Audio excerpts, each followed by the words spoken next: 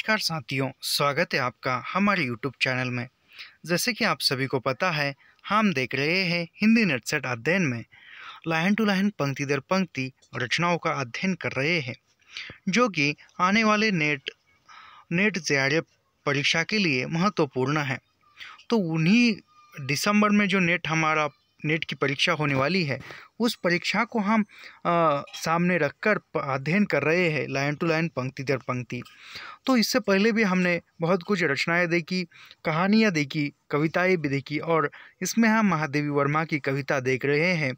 कल भी एक कविता देखी और आज हम नीर भरी दुख की बदली जो महादेवी वर्मा की कविता है वह हम आज देखने जा रहे हैं। ऐसे ही पंक्ति दर पंक्ति लाइन टू लाइन रचनाओं का अध्ययन करने के लिए हमारे चैनल को सब्सक्राइब कीजिए, लाइक कीजिए और शेयर करना मत भूलिए। तो बढ़ते हैं आज की वीडियो की तरफ। कविता पढ़ने से पूर्व मैं कविता का अर्थ नहीं, पहले मैं कविता पढ़ूंगा और फिर उसका सारांश बताऊंगा।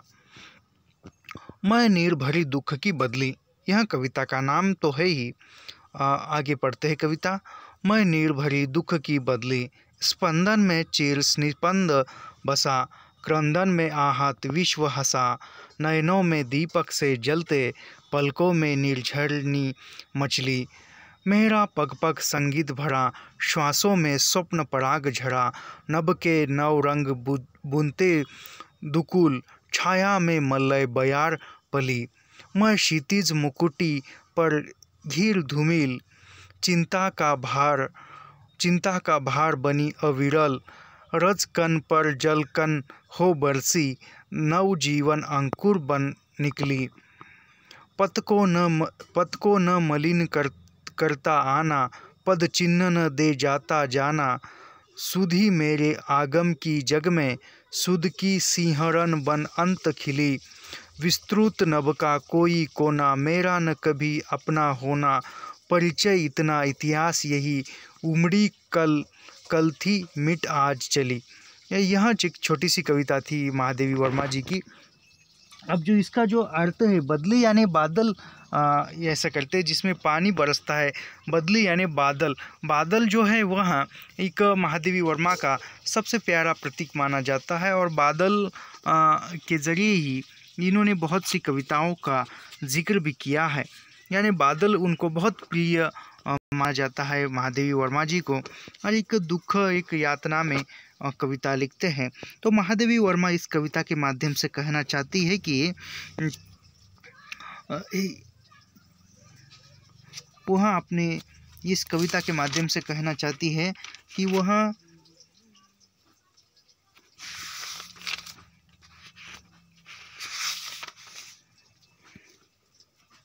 कहना चाहती है कि अपनी तुलना बदली से करते हुए कहती है कि मेरा जीवन हर समय दुख की बदलियों से घिरा रहता है। जिस प्रकार बदली में जल भरा होता है, उसी तरह महादेवी की आंखों में सदैव दुख के जल भरे रहते हैं।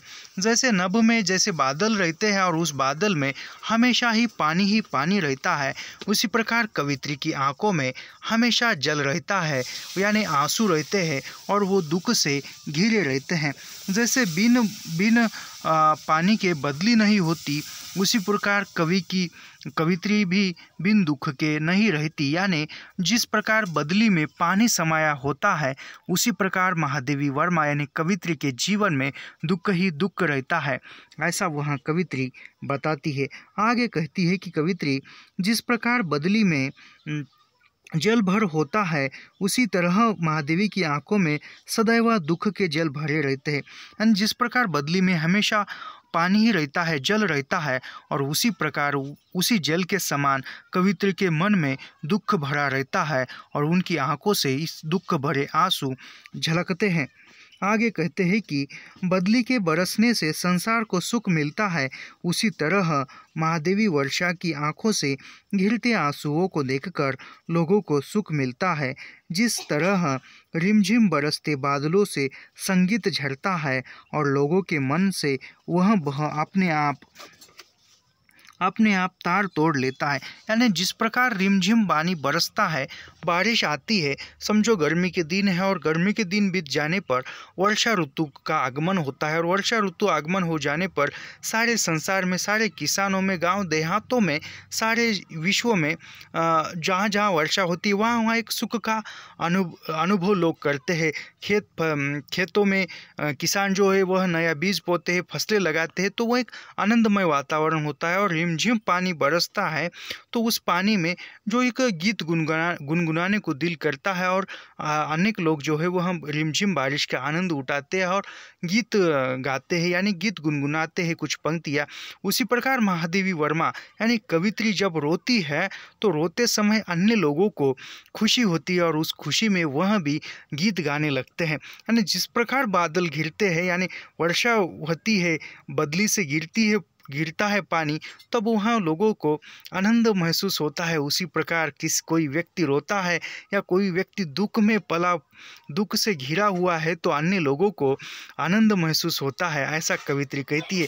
कवित्री खुद के प्रति नहीं, लगभग समाज का ही चित्रण ऐसा ही देखने को मिलता है। यानी समाज में भी जब हम दुख में है तो हमारे जो प्रति विरोध है या हमारे आसपास के लोग हैं वह हमारा दुख देखकर खुश हो जाते हैं, ऐसा कवित्री कहना चाहती है। आगे की पंक्ति में कवित्री कहती है कि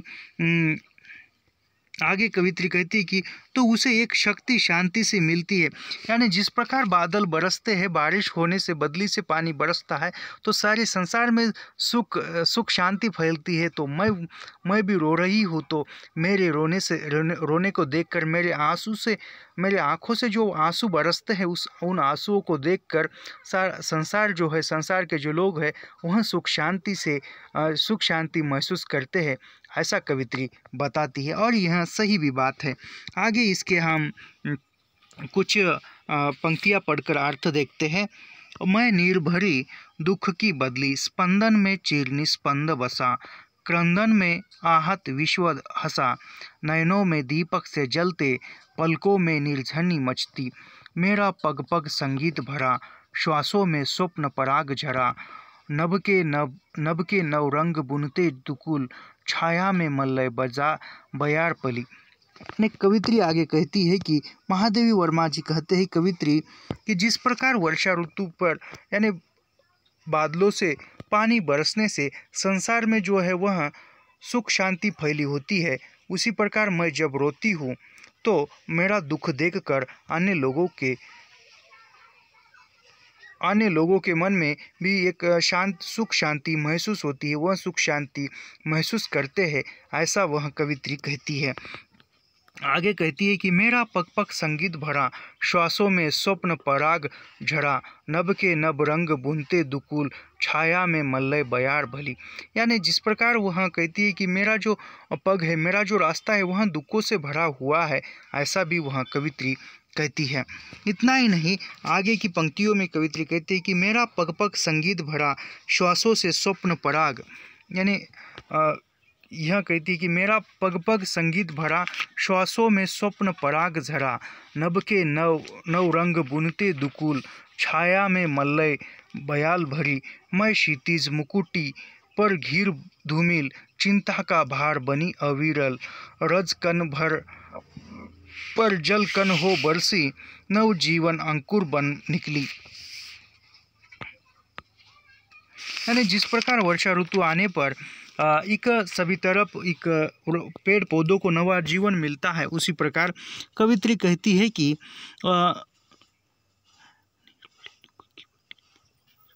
यानी मेरी जो नीर भरी दुख की जो बदली है, जिस प्रकार बादल पग पग बरसते हैं, पल पल बरसते हैं, उसी प्रकार मेरे आँख से आंसू बरस रहे हैं। और वह कहती है कि यह संगीत बिजली की कड़क के या बादल के गर्जन के रूप में हो सकता है। बादलों के साथ चलने वाली हवाएं उसकी सांसें हैं, जिससे स्वप्न पराग झरता है।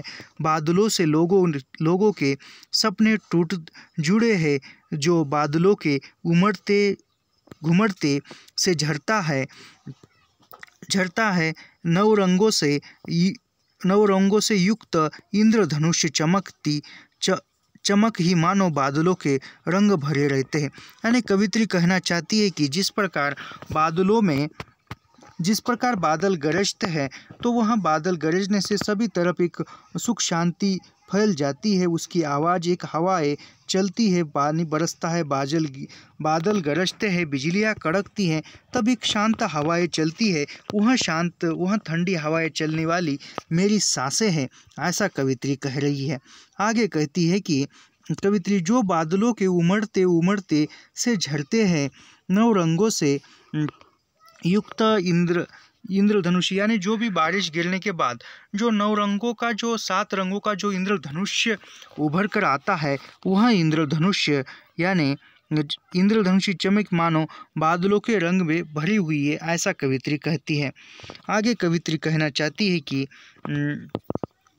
पथ को न मालिन करता, हाँ यहाँ कवित्री कहती है कि पंथ को न मलिन करता आना, पद चिन्ह दे न जाता आना, सुधी मेरे आगम की जग में सुख की सिहरन बन अंत खिली। विस्तृत यह कविता, यह जो पंक्तियाँ है, यह पीछे पूछी गई है नेट की परीक्षा में। विस्तृत नभ का कोई कोना, मेरा न कभी अपना होना, परिचय इतना इतिहास यही, उमड़ी कल थी मिट आज चली। यानी यह जो 2 पंक्तियाँ थी अभी मैं पढ़ रहा हूँ, विस्तृत नभ का कोई कोना, मेरा न कभी अपना होना, यह जो पंक्तियाँ है, यह प्रश्न मेरे ख्याल से नेट 2019 में पूछी गई थी। तो ऐसा वह कवि अंतिम छंद में क्या कहती है, पढ़ते हैं। नीर भरी दुख के रूप में कवित्री कहती है कि संसार में उसके आने से न तो मार्ग गंदा होता है और न कोई पद चिन्ह शेष रह जाते हैं। कवित्री कहती है कि उसी तरह यादें सुख भरी है और उन विचारों से तन और मन सिहर जाता है। यानी जिस प्रकार वर्षा आती है, पानी बरसता है और वहाँ जाती है तो उसके कोई चिन्ह नहीं होते हैं, लेकिन गर्मी में वह चिन्ह याद आते हैं तो एक सुख शांति महसूस होती है, ऐसा कवित्री कहती है। आगे कहती है कि कभी घुमड़ती हूँ और बरस जाती हूँ, मेरा परिचय और इतिहास केवल इतना ही है कि कुछ दिन पहले मैं उमड़ कर आगमन से छाई थी और आज मैं पूर्ण रूप से बरस कर मिट गई हूँ। यानी जिस प्रकार वह कहती है कि पहले मेरे अंदर पानी समाया होता है, यानी दुख समाया होता, और फिर रोने के बाद वह सब कुछ दुख जो है वह भूल गया, निकल चुका है और वह इतिहास में मिल चुका है, ऐसा कवित्री कह रही है। कहने का तात्पर्य इतना ही है कि कवित्री का इस संसार में कोई नहीं है, उसके संसार में होने या न होने से किसी को कोई फर्क नहीं पड़ता। रह जाती है तो केवल और केवल यादें, जिन्हें लोग याद करते हैं और पुलकित होते हैं। कवित्री के भाग्य में केवल यही लिखा है कि कल वह संसार में आई थी और आज वह मिट जाएगी। यानी अंतिमतः आज जो वस्तु है, आज जो भी है, वह कल इतिहास हो जाएगा, ऐसा कवित्री कहती है अंतिमतः। यानी कवित्री का इस संसार में होना या न होने से किसी को कोई फर्क नहीं पड़ता, ऐसा कवित्री कहती है। आज जो भी चीज़ शेष है, वह चीज़ या वह वस्तु कल इतिहास बनेगी, ऐसा कवित्री कहती है। तो आज इस तरह आज की हमारी यह कविता यहाँ पर समाप्त हुई है, और कल हम देखेंगे फिर विकल है प्राण मेरे, यह महादेव की जो कविता है यह हम कल देखेंगे। तो आज के लिए इतना ही। ऐसे ही लाइन टू लाइन, पंक्ति दर पंक्ति अध्ययन करने के लिए हमारे चैनल से जुड़िए, सब्सक्राइब कीजिए, लाइक कीजिए, और हाँ, कमेंट करना मत भूलिए, क्योंकि आपकी कमेंट हमें और वीडियो बनाने के लिए और अच्छी तरह से पढ़ाई करके आपको पढ़ाने की हुनर देती है, जोश जुनून उत्साह भरती है। मिलते हैं अगले वीडियो में। धन्यवाद।